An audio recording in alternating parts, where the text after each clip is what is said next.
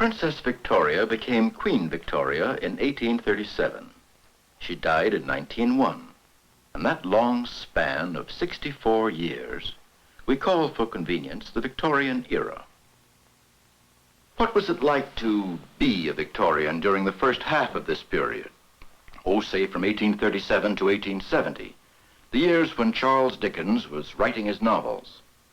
During the next half hour, let's try to get some feeling of the age Dickens reflected, attacked, and transcended. Where shall we start? Why not with the symbolic moment at which the era was born? It is early morning, June 20th, 1837. We're looking at Kensington Palace in London, where the 18-year-old Victoria, granddaughter of George III, and her mother, the Duchess of Kent, have been living and waiting for this very moment. A visit upon urgent state business of the Archbishop of Canterbury and the Lord Chamberlain of England. Your Grace, my Lord Cunningham, you have news for us? For Her Royal Highness the Princess we have news, madam. The King, then? Is dead. And my daughter is now... Queen of England.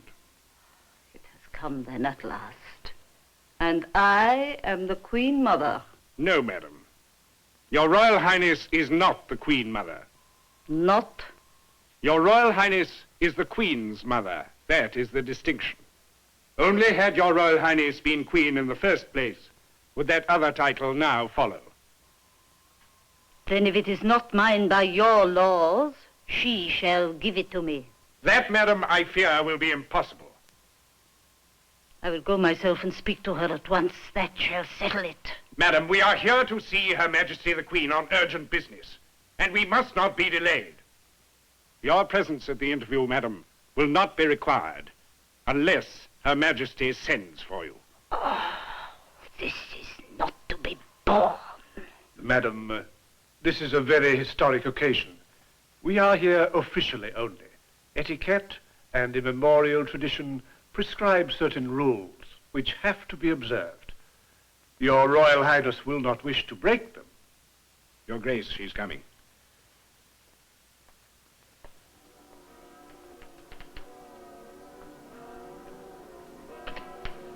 Your Majesty.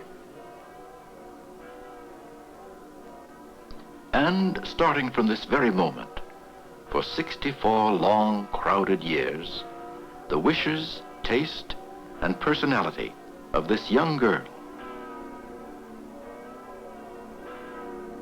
this middle-aged woman, this old lady, will stand for much, though far from all, of what Victorian England was. What was it? There is no one answer, there is no short answer. It was an age of startling contrasts, of artistic bad taste in some fields, and of artistic triumph in others, of morality and hypocrisy, of splendor and squalor, and the most striking contrast of all, of prosperity and poverty. Benjamin Disraeli was twice Queen Victoria's Prime Minister. He also wrote novels, and in one of them he makes a character refer to England's two nations, the privileged and the people. The privileged and the people. Wealth and grinding poverty. How true was this? Well, in 1842, there was an official investigation of working conditions in the coal mines of England, and various witnesses came to testify before the commission.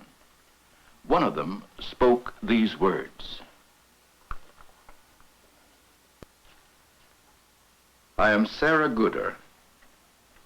I am 8 years old. I'm a coal carrier in the Gorba mine. It does not tire me, but I have to trap without a light, and I'm scared. I go at 4 and sometimes 3:30 in the morning, and come out at 5 and 5:30 in the evening. I never go to sleep in the pit. Sometimes I sing when I have light, but not in the dark. I dare not sing then. I don't like being in the pit. I'm very sleepy when I go in the morning. I go to Sunday school and learn to read, and they teach me to pray. I've heard tell of Jesus many a time. I don't know why he came on earth. I don't know why he died. But he had stones for his head to rest on. Sarah Gooda, coal carrier, 8 years old. But what of the other side of the coin? Just 9 years after little Sarah Gooda had testified, another witness spoke for England, and this witness was a building, a vast and wonderful structure of glass and cast iron, erected in Hyde Park, London, and known as the Crystal Palace. In 1851, under the sponsorship of Prince Albert, Victoria's German-born husband, the Crystal Palace was opened to the public.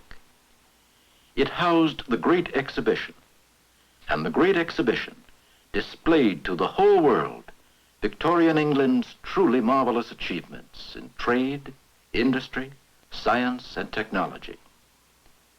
In the mid-19th century, the Great Exhibition symbolized British progress and power. It stands at one extreme.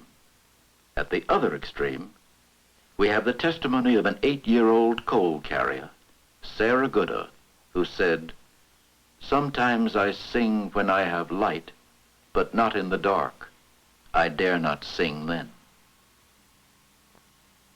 In between the Crystal Palace and Sarah Gooda lies the rest of England.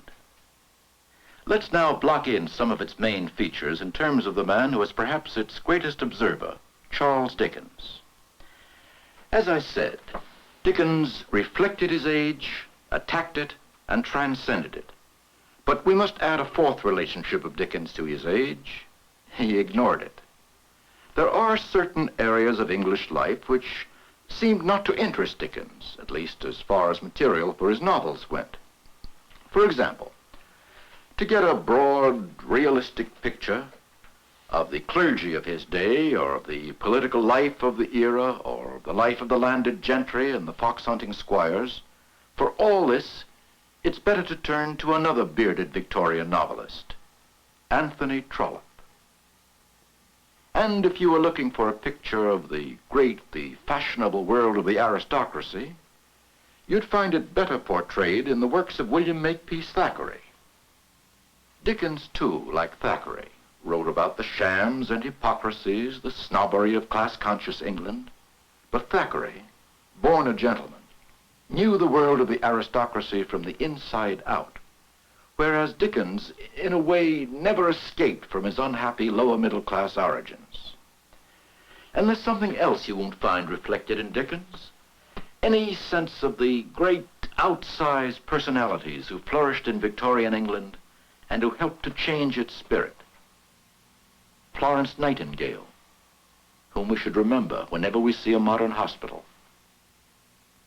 George Stephenson, one of the men who in a few short years laid down the basis for the British railway system. Charles Darwin, who shook the world to its foundations with his theory of evolution. Cardinal Newman, convert to Catholicism, subtle theologian and brilliant philosopher of education. John Stuart Mill, champion of liberty and the emancipation of women, reformer on a dozen fronts. People such as these are not to be found in Dickens' novels, and yet they were among the giants who shaped the Victorian world. Living in an age that was, for many, one of prosperity and security, they dared to question its basis. They acted as the ferment of their time. They forced their countrymen to grow in spirit. And one of them, in some ways the greatest, was Dickens himself. He had a gift the others didn't possess.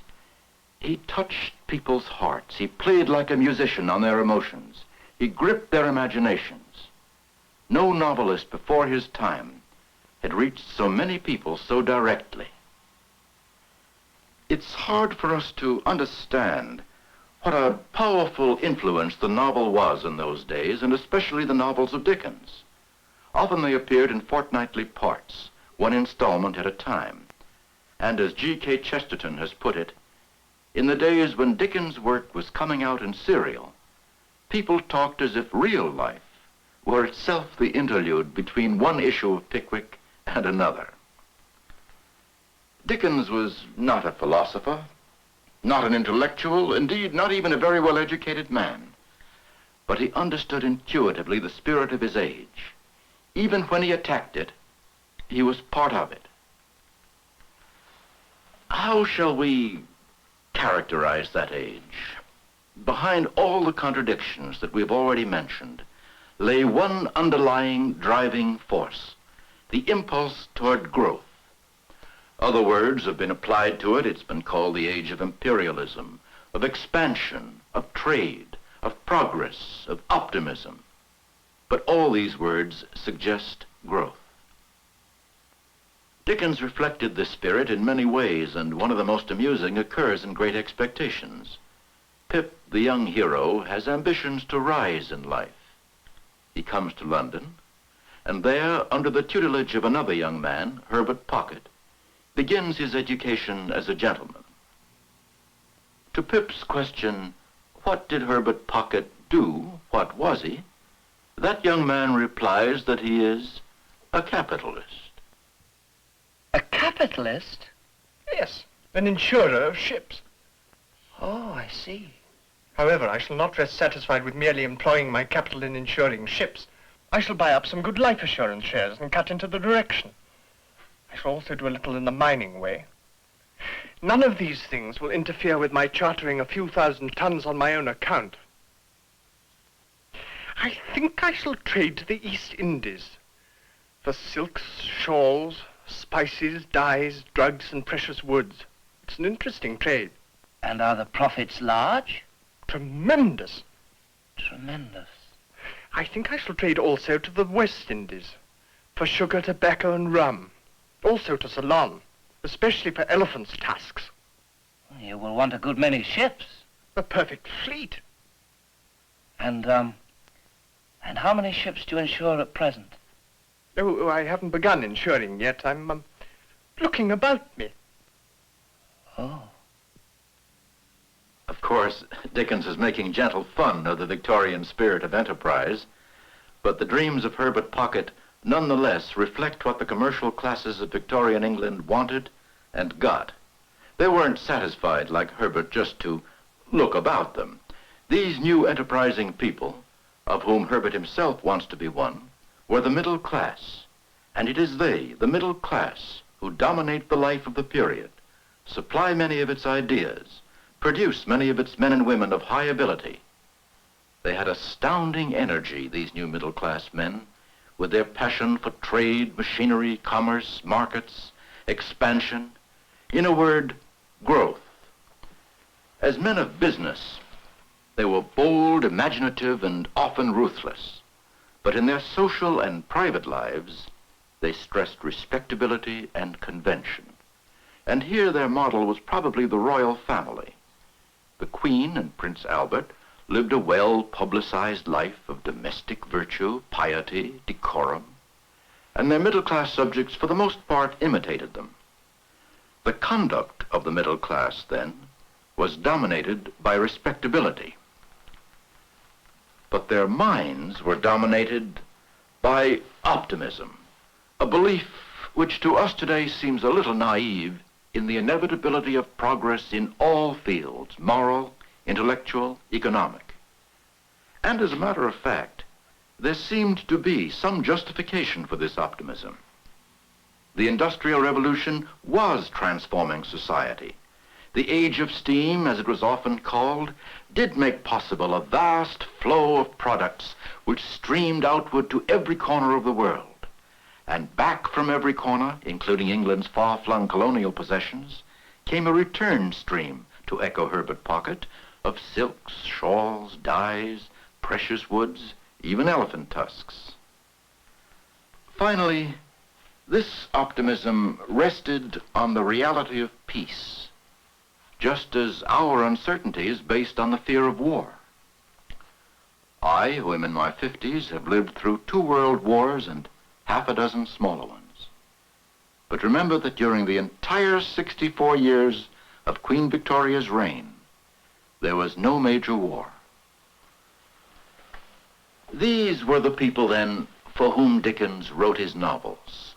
These respectable, pious, energetic, optimistic, and often materialistic people of the dominant middle class, the class to which, once having achieved success, he himself belonged. Some of their beliefs he shared. Some, as we shall see, he transcended, but others he loathed. For example, he is aware of the sordid reality that lay back of Herbert Pocket's innocent dreams of wealth. Perhaps you remember Marley's ghost in A Christmas Carol and his complaint to Scrooge. My spirit never walked beyond our counting house. In life, my spirit never roved beyond the narrow limits of our money-changing hole. But the Victorians were not all Marleys and Scrooges by any means. With prosperity assured, they too, like most of us, wanted some of the good things of life. And these good things they found, following the example of royalty, in the comforts and dignity of family life. These comforts and this dignity depended to a great extent on the possession of things, on the enjoyment of large, heavy dinners eaten in large, fussy houses, on the display of works of art, all too often bad art. The title of this painting is The Suffering Husband by Augustus Egg. Why is the husband suffering? What is contained in the letter he clutches hopelessly in his hand? Why is his wife weeping? Charles Dickens was well aware of the absurdity of this emphasis on pious morality. He attacks it again and again. There is a scene in his novel Little Dorrit in which the young heroine is instructed by the genteel Mrs. General in the demeanor proper to young Victorian ladies. Ah, Amy, my dear, pray be seated. Amy, you have been the subject of some conversation between myself and Mrs. General. We agree you scarcely seem at home here. How is this? I think, Father, I require a little time. Papa is a preferable mode of address, my dear. Father is rather vulgar. The word papa, besides, gives a pretty form to the lips. Papa, potatoes, poultry, prunes and prism are all very good words for the lips, especially prunes and prism. You will find it serviceable in the formation of a demeanor if you sometimes say to yourself in company, on entering a room, for instance, papa, potatoes, poultry, prunes and prism, prunes and prism. Pray, my child, attend to the precepts of Mrs. General. I will try, Father. Papa. I hope so. I must devoutly hope so, Amy. If Miss Dorrit will accept of my poor assistance in the formation of a surface, Mr. Dorrit will have no further cause for anxiety. And may I take this opportunity of remarking as an instance in point, it scarcely seems delicate to look at vagrants and other low creatures with the attention which I have seen bestowed upon them by a very dear young friend of mine. They should not be looked at. Nothing disagreeable should ever be looked at. Apart from such a habit standing in the way of that gracious equanimity of surface, so expressive of good breeding, it seems hardly compatible with refinement of mind. A truly refined mind will seem to be ignorant of the existence of anything that is not perfectly proper, placid, and pleasant.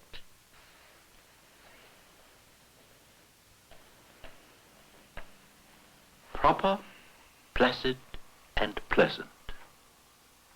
The aim of much Victorian home life was to arrange things so that there would be nothing which was not proper, placid, and pleasant. This high moral tone was set by the Victorian father inside his home, though not always outside it. The household was often ordered like a petty kingdom, with the heavy father as the autocratic tyrant, his wife and children as the court retainers, and an army of servants as the carefully graded ordinary subjects. Behavior was formal, etiquette rigid. Would you like to get some idea of the atmosphere of such a household? Here is Mr. Gradgrind in Dickens' Hard Times, talking to his daughter Louisa. Louisa, my dear, I prepared you last night to give your serious attention to the conversation which we are now going to have together. Yes, Father. My dear Louisa, you are the subject of a proposal of marriage that has been made to me. A proposal of marriage, my dear. I hear you, Father. I am attending, I assure you. Well, perhaps you are not unprepared for the announcement which I have it in charge to make. I cannot say that, Father, until I hear it. What you say, my dear Louisa, is perfectly reasonable. Well, I have undertaken then to let you know that, well, in short, Mr. Bounderby has informed me that he has long watched your progress with particular interest and pleasure, and has made his proposal of marriage to me, and has entreated me to make it known to you, and to express his hope that you will take it into your favorable consideration. Louisa, of course, says nothing. No well-brought-up Victorian young lady would dare. And there you have the Victorian weakness. All this striving for respectability, for gentility, for a high moral tone, all this went against the grain of human nature.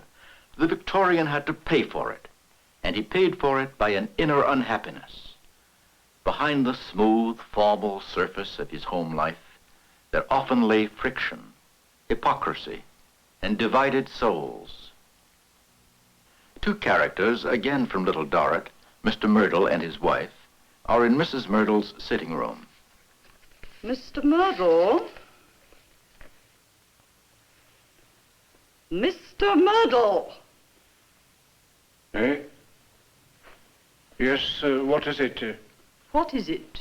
It is, I suppose, that you have not heard a word of my complaint.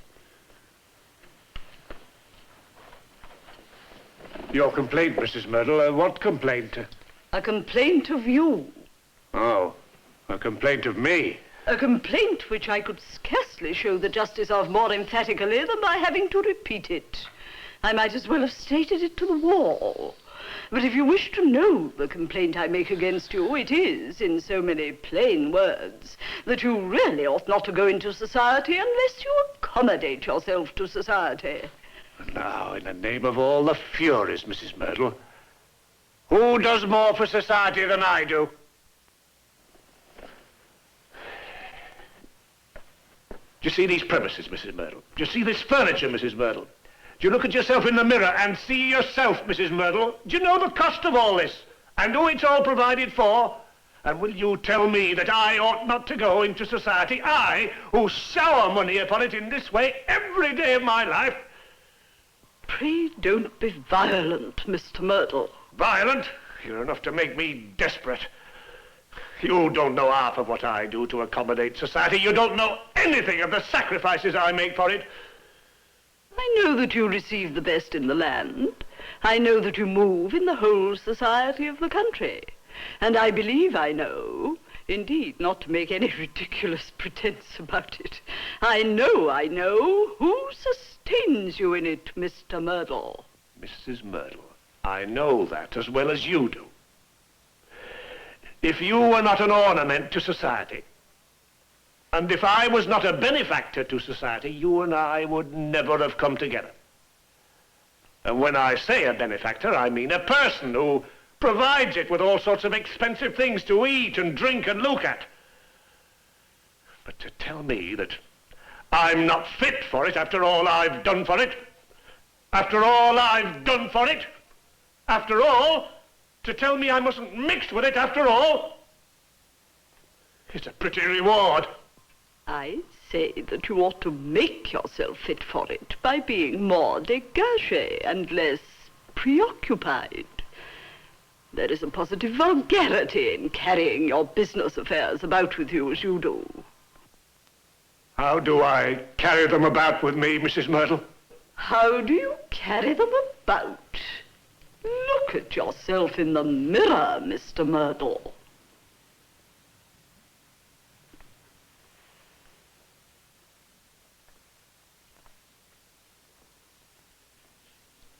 The face of Mr. Myrtle, reflected in the looking glass, is the face of a man who could commit suicide. And eventually, that is what he does. Thus, in his more critical moments, the Victorian could not help feeling that his success and prosperity, even his so-called morality, were built on the unhappiness of others, one of whom might be little Sarah Gooder. Often he was riddled with guilt, preyed upon by melancholia. Often his personality was split. It's no accident that Robert Louis Stevenson's story about a man with two personalities, Dr. Jekyll and Mr. Hyde, should have appeared in 1886 at the very height of Victorian power. The Victorian period itself was both Jekyll and Hyde. Like Mr. Myrtle, it looked in the mirror and often did not like what it saw.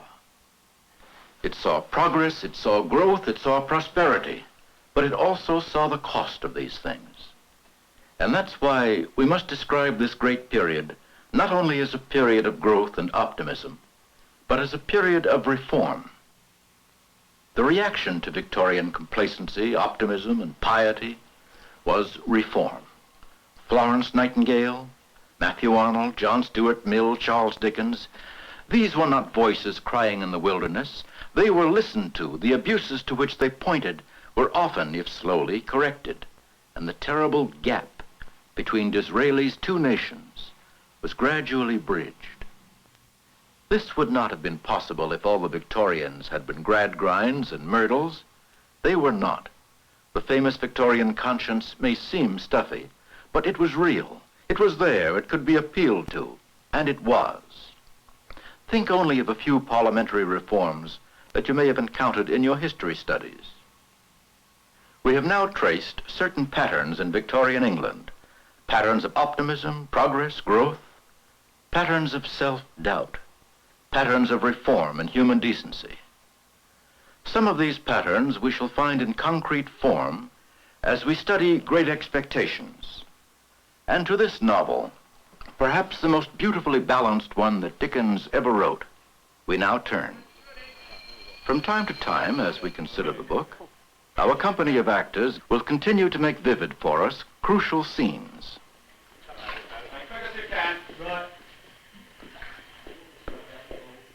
And so to the first chapter of Charles Dickens' Great Expectations, surely one of the most gripping opening scenes in fiction. Turn over camera. Mark it. 7, take 2.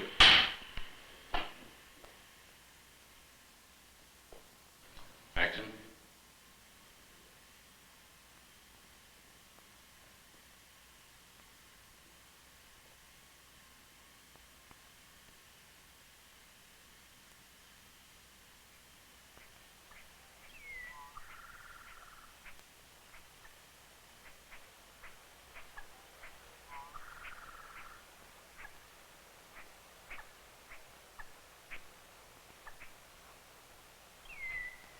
Sacred to the memory of Philip Pirrett. Hold your noise. Keep still, you little devil, or I'll cut your throat. Please don't cut my throat, sir. Pray don't do it, sir. Tell us your name. Quick. Pip, sir. Once more. Give it, Marv. Pip. Pip, sir. Show us where you live. Point out the place. Over yonder, sir.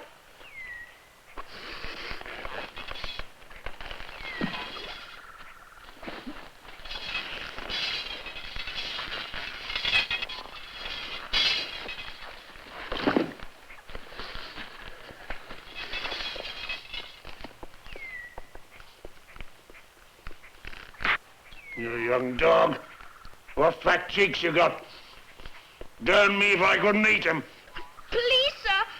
I hope you won't, sir. Oh, look here. Where's your mother? Here, sir. Here, sir. Also Georgiana. That's my mother.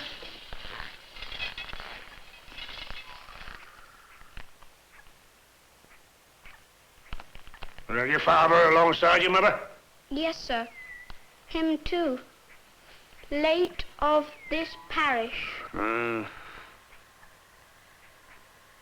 Look here. Who do you live with? That's supposing you're kindly let to live, which I ain't made up my mind about yet. My sister, sir. Mrs. Joe Gargery. Wife of Joe Gargery, the blacksmith, sir. Blacksmith, eh?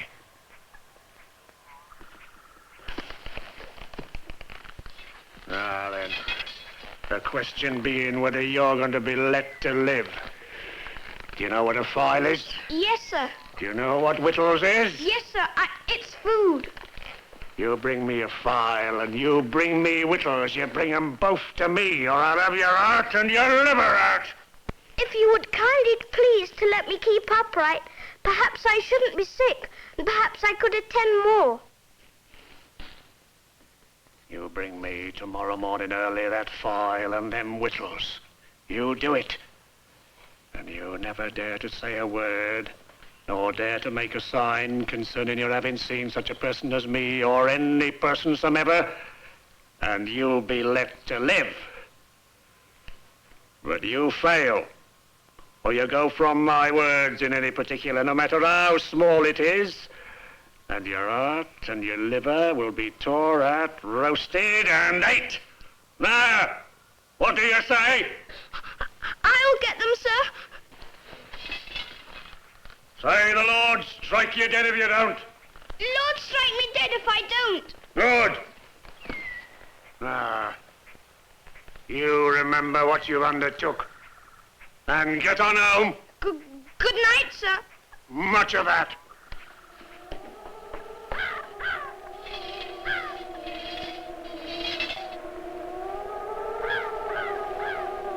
And so, through a chance meeting with this escaped convict, Pip has started on the first stage of his great expectations.